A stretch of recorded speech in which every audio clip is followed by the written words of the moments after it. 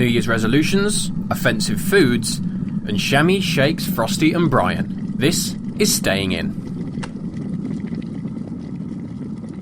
Completely lost internet then, for some reason. I am on Talk, so I'm probably getting hacked. Yay! Topical. Yay! Hello, whoever's joined us. Hello, pirates. Yeah. We're talking about comics, movies, and going to the gym. Do you know that... I bet they're like... Talking of hacking, I don't know if this is staying in the podcast, but it's an interesting fact that you know that it was revealed that the... what's the name of the agency in America? The NSA.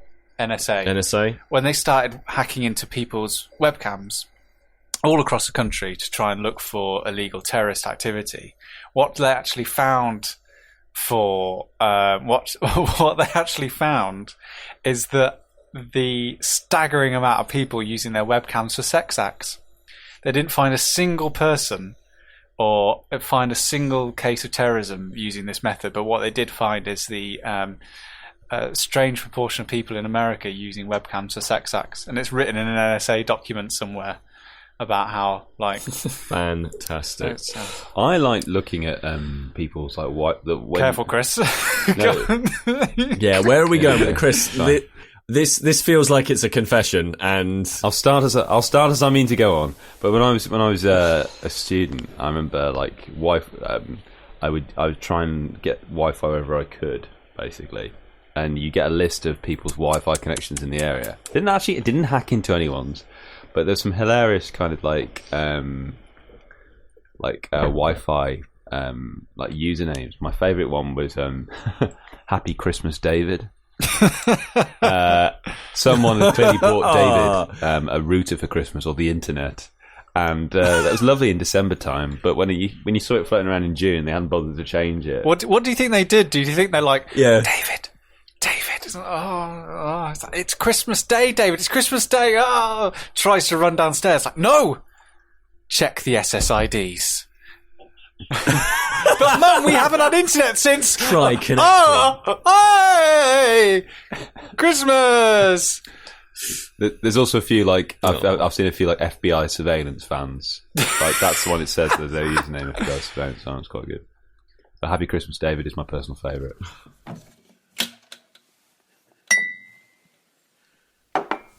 I don't. Even though this is going to come out on New Year's Day, I think we've got to just acknowledge the fact that we're recording it when we're recording it. Oh yeah, of course. Right. I don't think we should try and pretend that we're not recording it after Christmas. So we're recording it on the 31st of December. What I'm saying is, let's not pretend that we're doing it before Christmas, doing it after Christmas and stuff like that. So Dan, what are you looking forward to in 2017? I know we're recording this early, but I have already decided my New Year's resolution. Have you actually? It's something that's evolved naturally throughout the year. Like halfway through the year, I stopped myself from using the word bored. Like I've just taken it out of my vocabulary. That whenever I feel like, what were you? What like board game? No, bored as in. Oh right. There's not a board game to play. Floorboards. I'm bored. Now you see, you guys are making me say it like this. Sorry. Damn you! But no, it was just like he's off the wagon. Quick! I felt like there's that saying that boring people are never bored. Yeah. So I've always felt like, right, if I can stop using the word bored, like people stop using the word no, and lots of things, good things happen to them. A bit like Michael J. Fox in his Lucky Man: the memoir. Nice link. Thanks, Stan. The memoir is a very different movie. So I just like halfway through this year, I just stopped using the word bored, and I found myself like, if I've been in a situation where I'm not doing something, and because I've restricted myself in a way of expressing that situation, I found myself actually not getting bored at all. Like I've always found something to do. I've always busied myself with something, or I found the virtue in something that may have been considered tedious and mind-numbing because... So yeah, it's not just a case of that you've thought of different ways of saying it. You've not just sat there and said, well, nothing that I'm doing currently interests me in the slightest. It's all these different synonyms. No, yeah, it's not that I've like just sat there doing nothing and just like when Lisa rings me up and asks me what I've done for the day, it's not like, oh, I've been a bit bored today. I'm not like, well, I've just been sitting here looking at nothing. I've actually like tried to been more active in filling the time, and I felt that actually getting rid of a word from my lexicon and vocabulary, it's helped me. So I thought that. So in turn, you've not really given up the word bored. You've tried to give up being bored. Yeah, but I felt that by giving up the word, by giving up the expression. So instead of saying, "Oh, I was a bit bored, so I did something," it's just I did something. So you don't does just it stretch to things like the word boring? Pardon? Does it stretch to the word boring? Yeah. Or is it just bored? It's all. So in 2017, everything in the boredom family. So in 2017, I want to get rid of another word until in 2025. It's reductive philosophy. So I want to see. I want to see if the theory holds. I want to see if I can get rid of another word. And can we get our listeners to vote on the word you'll drop for 2017? Well, even though we're recording this at the start of December, I feel like it might be a bit too late for me. On Twitter on New Year's Eve. Hang on. Oh, the word's happy. Shit. New Year! Or just New Year! Just the letter A. Oh, brilliant. Well, I think that's a really good idea. I think for my resolution. So you're not going to help me? Help me pick a new word. I'm not going to what? Well, I mean, do you want us to help you make? I did think about the word hate. Like, if I got rid of the word hate, because that's usually such like a horrible sort of all-encompassing word. You say, "Oh, I hate something," when actually you don't, do you really? No. Like, it's very. Like, I was about to say nice would be a good word to drop because that's a horrible word, nice. Yeah. Which used to be used as an insult. But did it? Nice did, yeah. Get a bit closer to the mic, Chris. Sorry. The word nice used to be used as an insult. Really? What, in a sarcastic way? No. It just meant something bad. It was a horrible word. Somebody was nice. It was just a horrible kind of an insult to them. It's just become this kind of. Now it's kind of had this kind of bit of a mere passive aggressive kind of quality to it. Yeah. It was always something negative originally. Learned that in the latest series of QI with Sandy Toksvig. Well done. Anyway, yeah. I like the fact that Chris is so used to writing kind of academic papers. Even when he says a fact, he has to give the source as well. As a footnote to his conversation. Citation needed.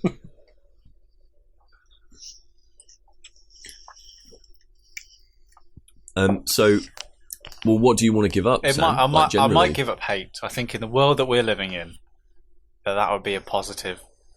That or... I don't know. Have you seen that? Sam, should we watch that Tarantino film, The Full 8?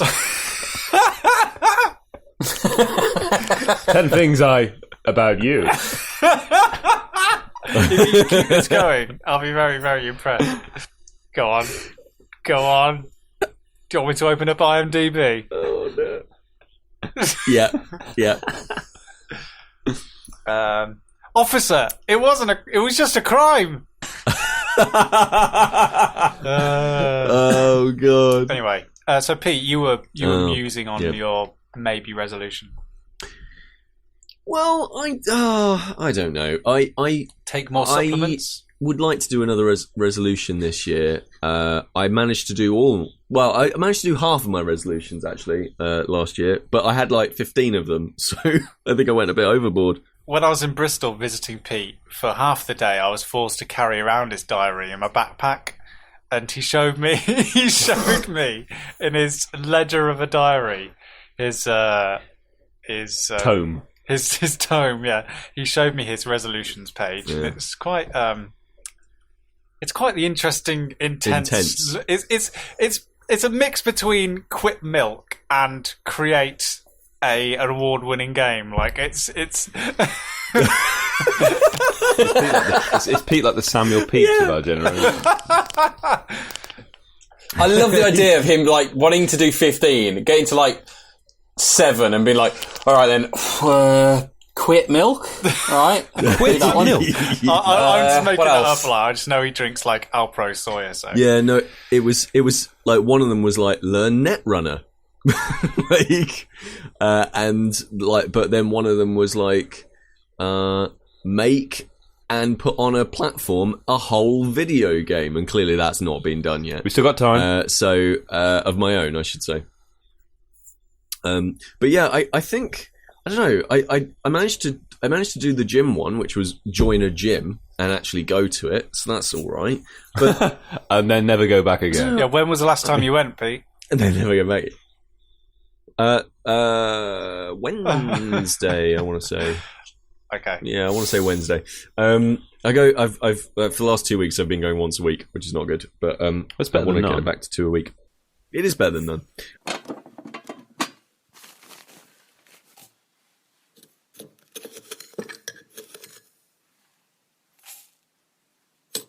Yeah. I've been watching a Japanese reality TV show Okay, smooth. where they cook the most incredible food. Right. Really? But it's not like a food Japanese show. I Right. don't know if any of you guys have heard of it. Called It just takes place in Japan and it involves food, but it's not a Japanese food show. No. Okay.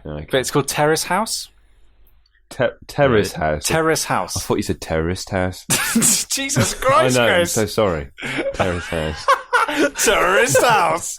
Just leaving 6 strangers in a room full of like anti like capitalist and anti-West propaganda. Just we'll see how long it takes. Dear Id in the Yeah. terrorist house. It's called Terrace House. Okay. It's it used to be a show in Japan, but they stopped broadcasting it basically, and then Netflix picked it up and revived it for a new series. So it's on Netflix currently, and it is one of the. I'm pretty much addicted to it. It's incredible. It's absolutely Oh, check that fantastic. out. Because it's a reality show like nothing we've ever had in this country before. Like, it's probably a reality show with a much adherence to the term reality that I think, you know, when Big Brother started and, you know, they had like psychologists looking at it and Channel 4 was just like, yeah, this is really an experiment. Yeah. That if you win, you get £10,000 or whatever. But so, and everyone's just like, oh yeah, it's really interesting. Let's watch these people and how they interact. But this show there's no prize money. There's no like locking them into a house. Basically, like, see 6 Japanese strangers, 3 girls, 3 boys. They are in this house, filmed all the time. They've got 1 car. They keep all their jobs. Most of them at university, so every day they go out and do their jobs. Every day they go out to university. Wow. They can leave at any time once they've got what they want from the experience. They can up and they can leave. They pay for all their own food. There's nothing to win. So there's no like backstabbing. There's no like double agendas. There literally are just 6 people in a house, and you just watch and see how their relationships develop and how they act between them. Like, it's the rawest, most interesting way of looking at life. And what's interesting as someone who lives in England is that it's such a fascinating insight into Japanese customs and Japanese behavior, and the food that they prepare is absolutely incredible. Like, before they eat food, they thank each other for the food, and before they leave the table, they thank each other for the table. And when they all meet for the first time, they all like utter the same phrases like, oh, it's really good to meet you, it's really good to meet you. And everyone is so polite, and so there's just this wonderful like customs to all their behavior, like how they meet each other, how they greet each other, how they behave in front of each other, you know, covering their mouths when they're laughing at someone and rather than with someone, to kind of hide that they're sort of laughing in a derogatory way or something like that. It's so, but the thing is, like, that's the reason I started to watch it, because I was interested in it. I wanted to see like a slice of Japanese culture and Asian culture, because I've never really seen it before. But the more I've watched it, the more I'm like interested in, so they're just like being adults and solving situations in really adult ways, and like the show's not edited and the show's not edited together to like exploit anyone, or the show's not out to make anyone a winner. It's just like, these are people living lives in another country. That's really interesting. The because I watch my favorite genre of Japanese animation is what's called slice of life, and obviously it's slightly enhanced, life. but it tends to cover the same sorts of things. Like, so you start to learn about. I mean, there's the traditional there's the sort of typically meme-ish, jokey, like senpai and all that sort of stuff, where it's about like honorifics when you're at school and all that sort of thing, like talking about the people in the year above you and that kind of thing. But the slice of life stuff covers a lot of that. It covers a lot of the the sitting down to dinner and the having the conversation and family being a very connected thing, and having like it's not uncommon for grandparents, for example, to live with the family. Like lots and lots of that sort of stuff. So that's really fascinating that you're finding that interesting, because there's a whole bunch of really, really cool, not awful, I mean, no offense to anybody who likes them, but I can't stand like Bleach and Naruto and all that sort of rubbish. But like there's quite a lot of really fun, interesting slice of life Japanese animations that are probably right up your street if you're interested in like social mores. Yeah. Well, I think that, as you've got there, Sam, I mean, I'm not a big fan of kind of reality TV, anything like that, but when it first was kind of created and kind of your likes of your Big Brothers and stuff like that, it was about exploring what people are like and what people do before it got hijacked by the kind of the shock treatment that you get now of just putting a group of attractive people in the house, watching them argue and yell at each other, watching them flirt and stuff like that, or stuff like I'm a Celebrity, Get Me Out of Here, where it's just let's put them through hell and just laugh and joke. It's kind of like the Colosseum kind of thing, just watching people suffer. Whereas what it started off as being was about exploring what people do in their lives, understanding elements of social behaviour. There's a series called Secret Life of 4-year-olds or Secret Life of 5-year-olds, where they have these psychologists watch a group of 4 or 5-year-olds, whichever kind of age group that they're looking at, within a playground environment, and assess the relationships and how relationships develop and how they are maybe standing up to one another or developing strengths or weaknesses or how they latch onto things. And it's really fascinating to see these kind of things.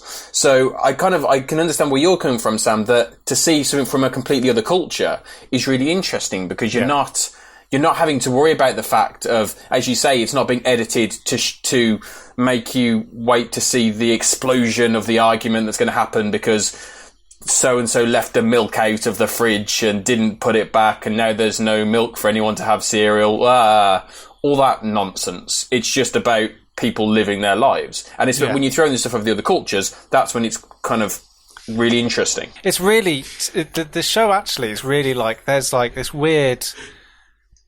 almost dichotomy with Japanese behaviour, and I apologise to anyone who knows more about the culture than I do. Like, literally all I know about it is the video games they produce and this show. Like, that is it. And there's this like wonderful politeness to it, but also there's like this strange sort of brazen way that they are with each other. It's almost like because they're so polite, they're happier to be like really honest with each other. Like there's when they first come in, this guy joins and he's a baseball player, and he comes in and he has like sweat patches underneath his arms, and like he's holding up his hand, and like someone he's never met before just comes straight up to him, like one of the new people in the house, and just says, "Oh, your sweat patches are your sweat patches are showing. That's really gross." And like, is that what they're called? Sweat patches. Sweat patches, yeah. And he's just like, "Oh no, like, oh no, like, oh yeah, no, I'll keep them hidden." Like, doesn't take it in offence, like at all. And like they're really like, and they have discussions around they've been together for like 3 weeks. That's like how far I'm up in and they're already like talking about, you know, what they want to do with their lives in the future, and have you got plans, and this is what I want to do, and like they're just generally having like really adult conversations. And because it's not fueled by drink or money or sex, like it's just so, my God, it's such a brilliant, like you couldn't do it. I don't think you could do it in this country. I don't think that it's without anyone like Netflix, like just being able to do it like sponsor free or anything like that. I think that, you know, you just couldn't. It would have to be like a documentary kind of thing, or I think Castaway was probably the closest that we got. That was in to like what with Bill Murray. Bill Murray. Tom Hanks. Well, first of all, it was Tom Hanks. Firstly, you're talking about a TV show. Who saw that? Are you the person who couldn't? You really were flummoxed by that meme, that picture of people couldn't tell whether it was Tom Hanks or Bill Murray. One with him yawning. Jesus Christ! Unbelievable. I wondered when this. I wondered if we get another instance of this before the end of the year with Pete hideously mistaking Confusing people. Peter Willington, the king of popular culture. For the Secret Santa, whoever was Pete's Secret Santa, I know he requested. Maybe we can do this next year. It's just a chart of popular people, like a diagram chart of what they're famous for, their face, and a couple of their hits or movies or comics that they've written. So so it's something that he can reference to. Some kind of placard or crib sheet. I honestly, I wouldn't look at it. I would look at it and I wouldn't know any of the people or any of the things that they'd done.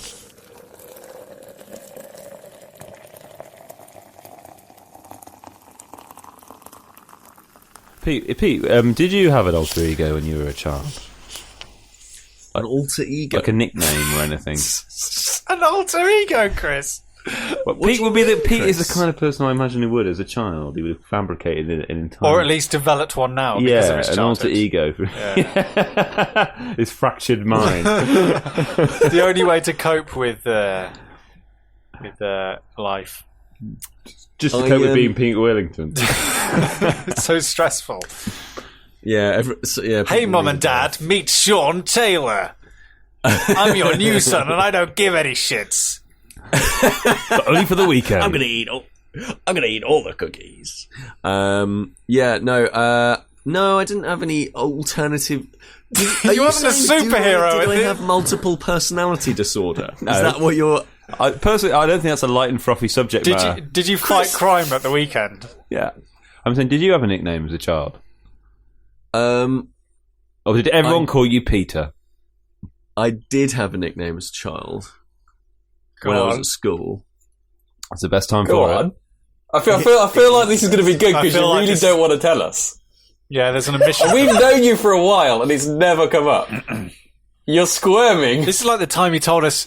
This is brilliant. Like, only a few months ago we learned that you nearly became a monk or a martial arts specialist. You basically became Iron Fist. And now You had an extra one. Yeah. Can we try and guess? What? So was the nickname based on a facet of your personality, a hobby, an action? Was it Or a Peter's facet of your body? It was. Oh yeah, but I mean, come on. Just tell us what it reflected or referred about you. My hair. All right, okay. Oh, hang on. Washy Willington. Close. Please Flopsy. wash it. Floppy. No. What? No. Dandruff. Dirty haired Willington. Dandruff. Dirty hair Willington. What made you think I had dirty hair? You can tell Dan wasn't the school bully. Well, I'm trying to just think of what people might have made fun of your hair about. I said Flopsy first, and you answered me with a blank look. Was it Widow's Peak? I don't have one now, Chris. I know, but I'm just thinking hairstyles that might be. Okay, I don't know, Pete. Was it a play on your surname, Willington? No, it wasn't. No. All right, what was your nickname? My then? nickname at school was Shammy. Shammy. Chamois. As in like chamois leather. Yeah, like the window cleaners. It was because my hair was quite. It was like slightly longer. Like it wasn't like. I grew up in a very, very, very like straight-laced area. And because my hair was slightly longer, and this was when I was maybe like 12, 13, and like it was slightly sort of like I had a bowl haircut and all that sort of rubbish, right? Like, and like because it was quite big like that, I think people just referred like they thought that they could use my hair as like it was so long it was like a towel or something like that, or clean their windows. I think it's a testament. A towel? I think it's a testament at the school that you went to that the first frame of reference I had was a posh leatherette piece of equipment that's usually used for buffing cars. Yeah, or like rather than just call you Towelhead. Yeah, my nickname was Frosty because my surname's Frost. yeah, but Nicknames, particularly at school, don't require a massive leap of imagination. I had people who I went to school with who didn't. didn't know my name was Daniel. brilliant. Was that the teachers? Yeah. Frosty did really well at his GCSEs. Parents' evening. But Daniel Frost. He never comes to class. Frosty's always there, but Dan never. His truancy record's off the scale. I had a nickname. My nickname was quite boring. It was I obviously had Darby or Darbs, or Brian was a nickname I had. Like, my friend told me that I looked like a Brian. Like, I didn't look like a Chris. So I should be Brian. So many people called me Brian for quite a while. That was it, really.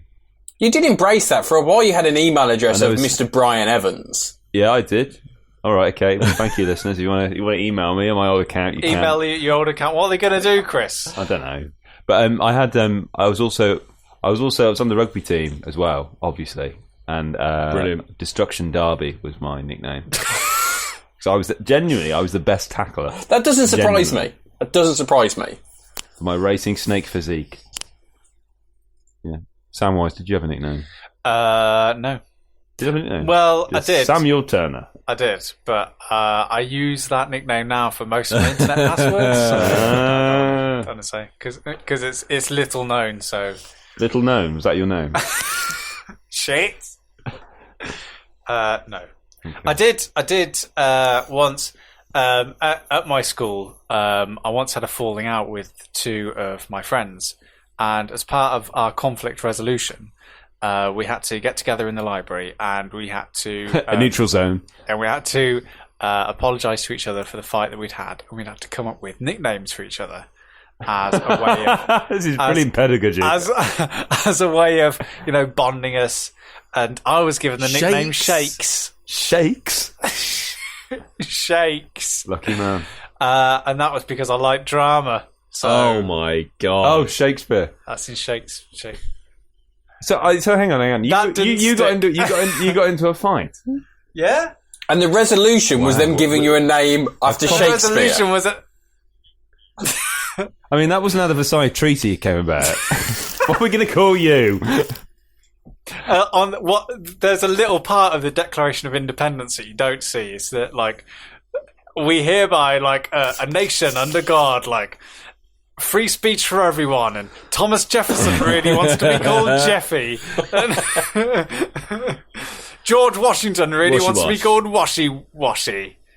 So hang on, I'm not letting this drop. How did you get into this fight then? I don't know. I can't remember. Don't. It's raw. It feels like this is raw. Was it like a proper punching fight or stuff?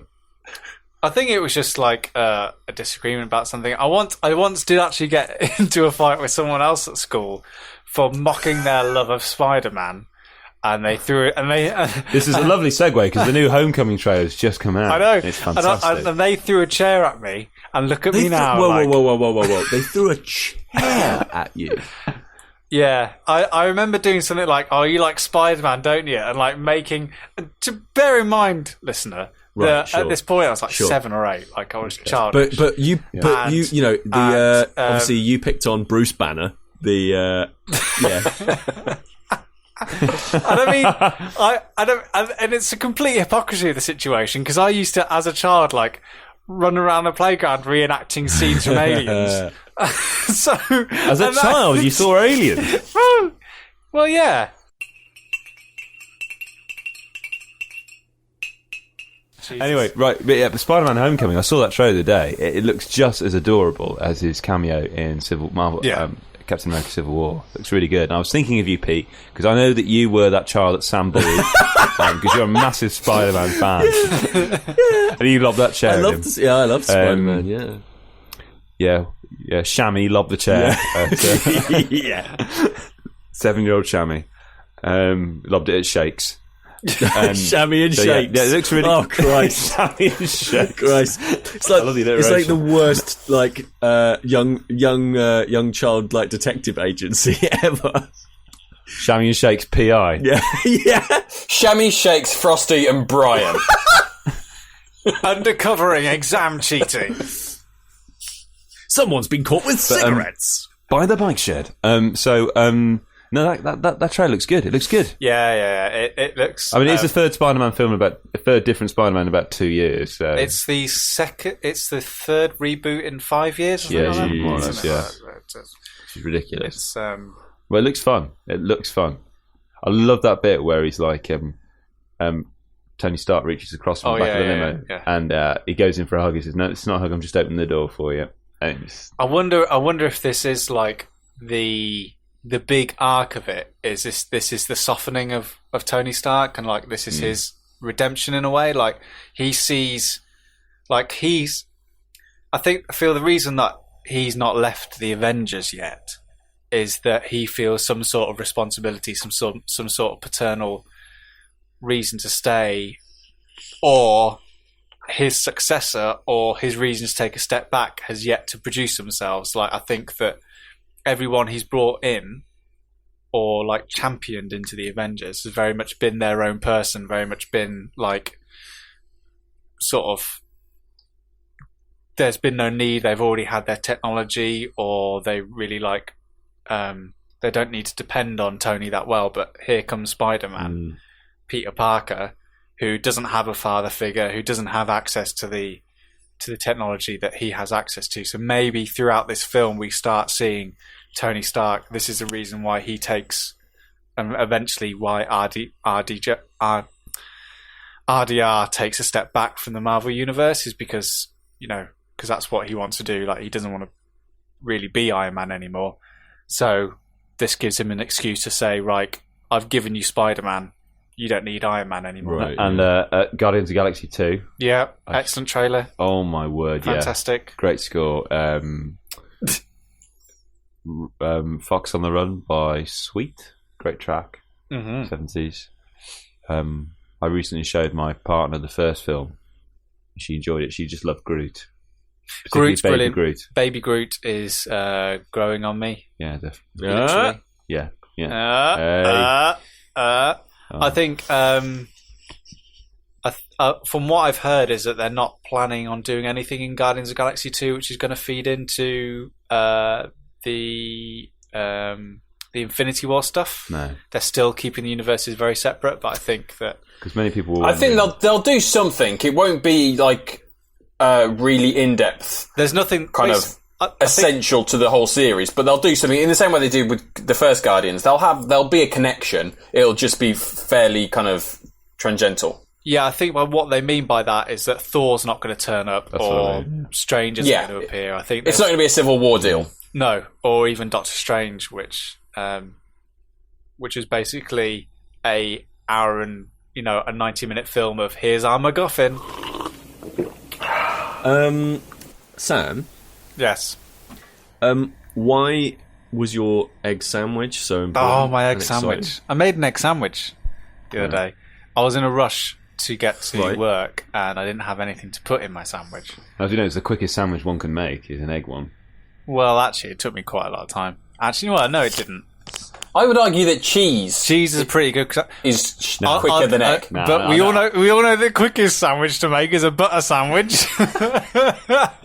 Oh God! The last time we talked about that was when we were in the same recording set. We were both recording together. Oh yeah, me and Chris are recording together, which is sometimes the way he sounds off mic because he's looking at me. I know, it's so hard.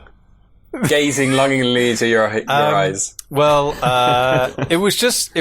the egg sandwich that I had was as a combination of time I had to prepare it, plus how tasty it actually turned out to be, and how hungry I was. That as an equation. Right. Because, the eggs were just about to go out of date, boiled them, chilled them in ice water. Like, this was literally like 10 minutes in boiling, 2 minutes in ice, unwrap, mayo, parsley, salt, pepper, bam, in a sandwich out the door. Oh, Sam, you've done really well there. And was it a satisfying sandwich? Some of it, I had the last of it today. How many weeks ago did you make it? How big was the sandwich? Normal size. Why did it take you 2 days to eat it? Because I made 4 eggs worth. I made 4 eggs worth of 4 eggs worth of sandwiches. 4 eggs worth of filling. Oh, okay, I'm with you. It's only an egg sandwich. Jesus Christ! I thought you made like a really big. We're not dealing with NASA here, idiot. It's not like the JFK conspiracy. But you said you ate the sandwich on the Tuesday, but today's a Thursday. Does not compute. The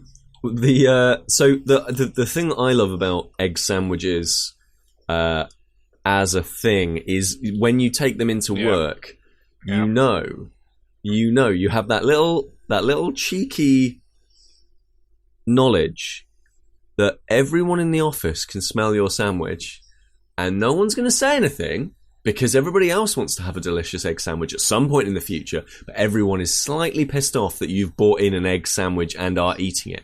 No one's saying anything about it. I love that knowledge where you're eating a slightly stinky but still socially accepted food, and like no sushi. One's allowed to say anything. It's just like, I guess a little bit like sushi, or if you've had maybe you've reheated a tomato dish at work. What? For example, like you might be having a reheated bolognese or something like that. Well, what's that? Why is that socially unacceptable? No, I think that's a socially acceptable. It would be if you used just his hands to eat it. That'd be socially acceptable. No, that's socially acceptable. The socially unacceptable foods. Well, let's make a list. All right. 1, cheese and onion crisps. 2, hang on, what? No, they're not fine. They're absolutely the okay, well, what about worst pickled onion? food. Surely that's worse because that's actually like a. Oh yeah, that's worse. Definitely. Yeah, but okay. I But come it's into still your on the office list. with a cheese and onion bomb, Yeah. or a Monster Munch pickled onion bomb. Couldn't think of another explosive Is device. sandwich the word you're going to lose in 2017? And which one would you rather I set off in the middle of your office? I would rather have a pickled onion. Why? one. Surely that's a more Pickled onion offensive. flavoury one. A pickled onion bomb would be like tear gas. I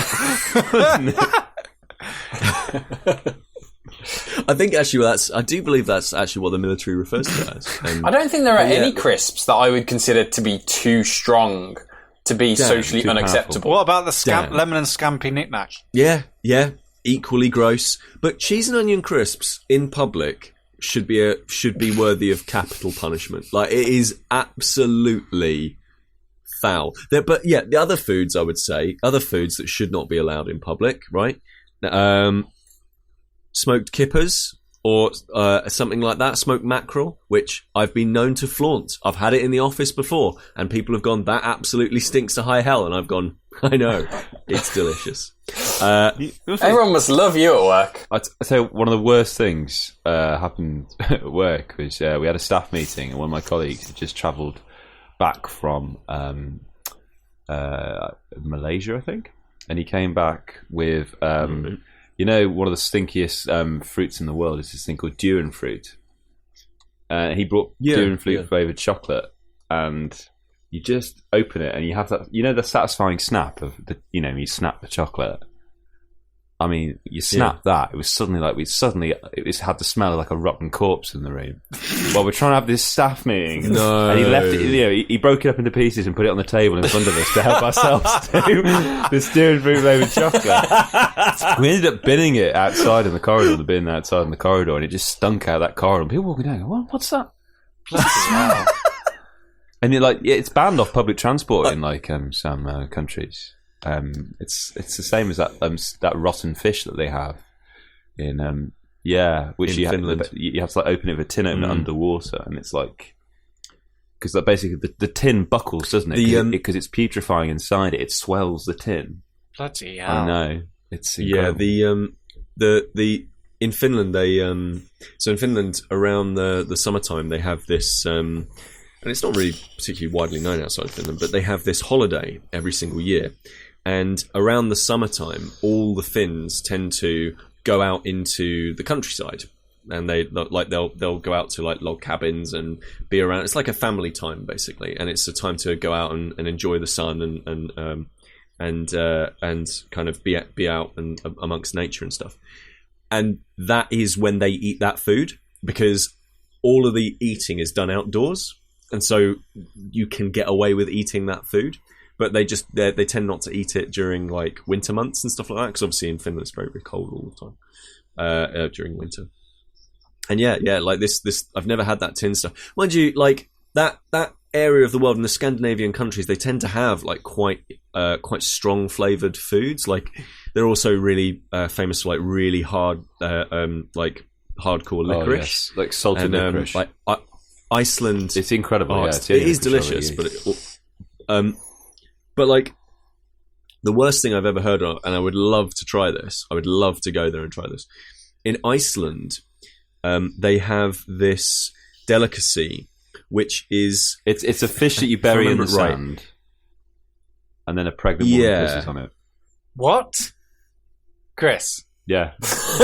Okay. Just row back a bit. Just row. Yeah.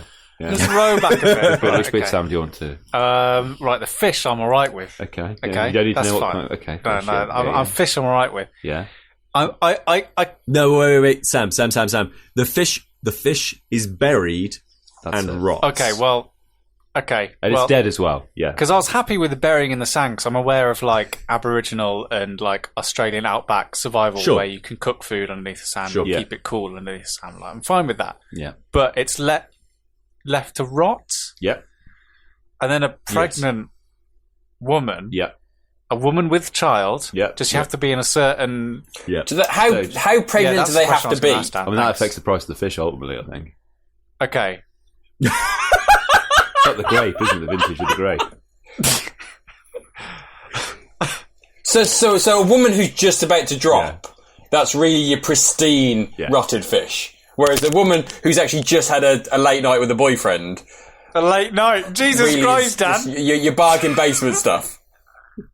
Just a late night. I might be pregnant, I might not. I've never heard of that as a euphemism for pregnancy. Exactly. It's bargain basement. Well, congratulations. You are a late night with a boyfriend.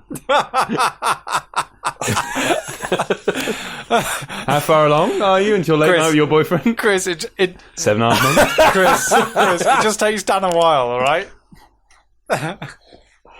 He's got to get ready for it. But okay, and nothing will get you ready more. So yes, it's so what do they do? So what do they do with a fish once it's rotted and been urinated on? To be honest, I don't know. Well, they leave it, and then they dig it back up. And but then what they eat it. is that doing anything to the food, or is that just a ritualistic thing?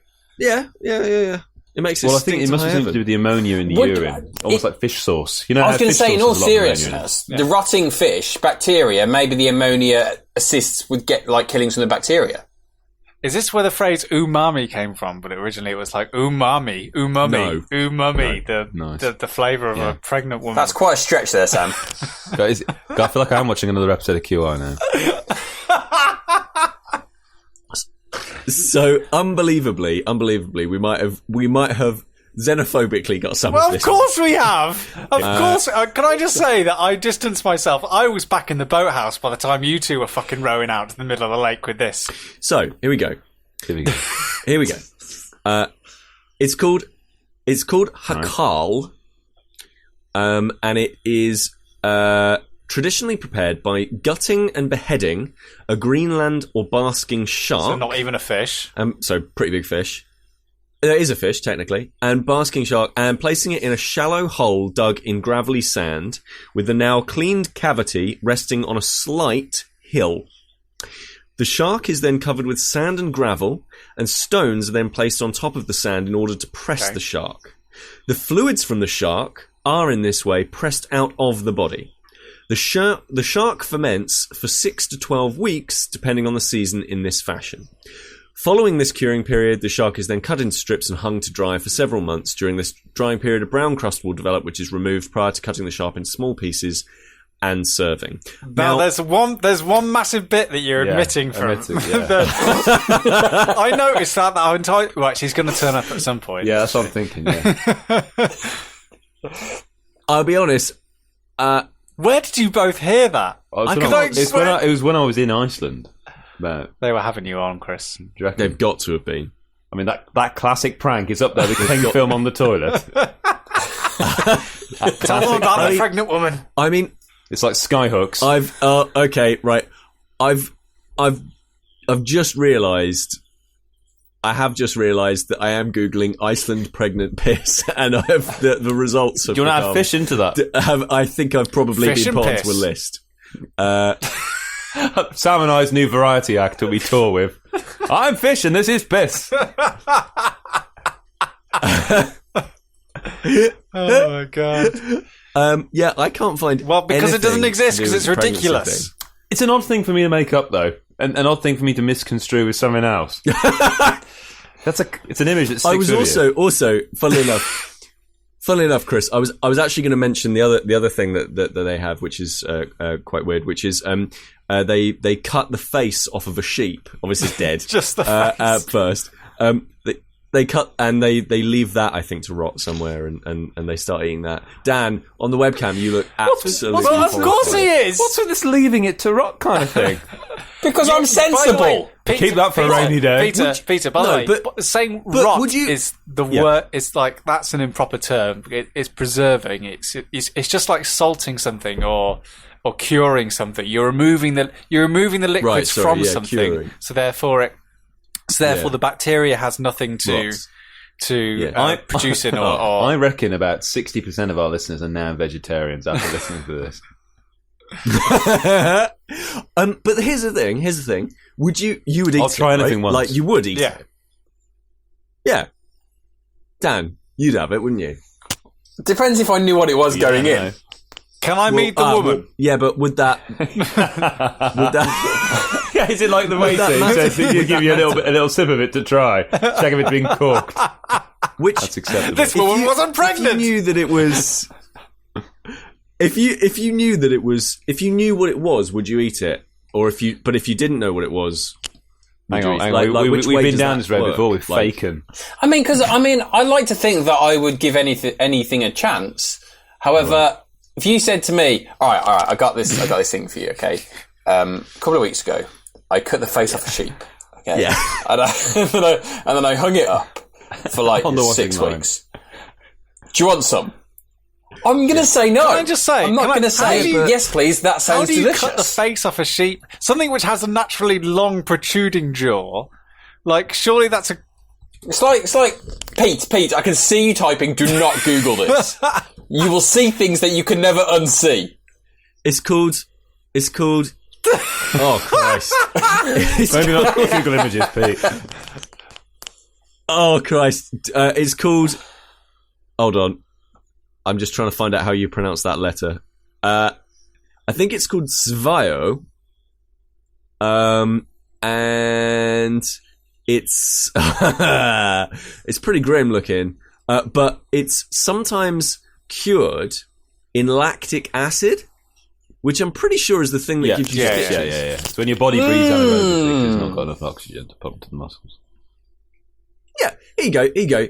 Svio, a traditional Icelandic dish consisting of a sheep's head cut in half, singed to remove the fur, boiled with the brain removed, and then sometimes cured in lactic acid. And then obviously I'm fine with that. Well, that's not Yeah, just you the said face. cut off a sheep's face. Why like Hannibal Lecter? In memory. Not the head, like the smallest bit of a sheep. Just like...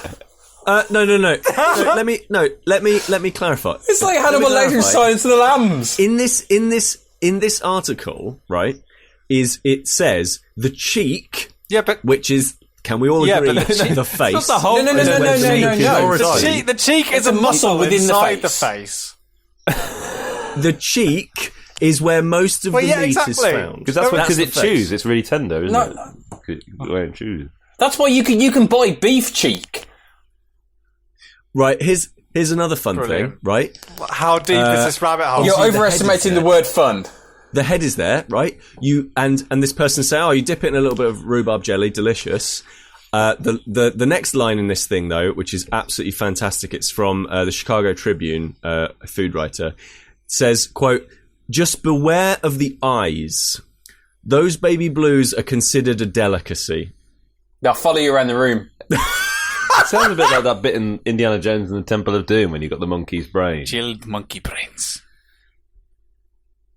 What's the worst thing? What's the worst thing? Like, I Whoa. think the most out of thing I've ever eaten is I've eaten scorpion, I've eaten beetle, I've eaten ants. Yep. And, Yeah, your parents and couldn't take you I've anywhere, eaten, could they? I think grasshoppers. I've eaten grasshopper. Okay. I've not eaten anything kind of really kind of bad. The strangest, most obscure things I've eaten, I've had kangaroo. Oh, I've had kangaroo. I've had crocodile. That's nice. I've had emu. Emu's probably the most obscure thing that I've eaten. Crocodile I've eaten. It's nice, tastes like ham. I had bear pate. What pate? Which was quite tasty. Bear pate? Bear pate. You're not just using the words of the youth. I had some bear pate. Isn't that like Tesco Valley? It's got literally nothing else in it. It's just the bare minimum. Bear pate is quite nice. And I've had shark. And what else? I've had shark. I had curry for breakfast once. Well, that's just being a student. Did you still pour your milk on top of it? That was no, Dan. That was waking up and being in India. That's actually what that was. That was Staying In with me, Daniel Frost, Sam Turner, Peter Willington and Kris Darby. Make sure you subscribe to us on iTunes, Stitcher, Acast or wherever you get your podcasts. And if you can, head over to iTunes and leave us a lovely, lovely review. It's the best way of letting other people know exactly how to find us, who we are and what we do. For more information on everything we've discussed today, you can head over to stayingin.podbean.com or you can follow us on Twitter at stayinginpod. So until next time, thanks for listening. And from all of us at Staying In, wishing you a very, very happy 2017. Goodbye.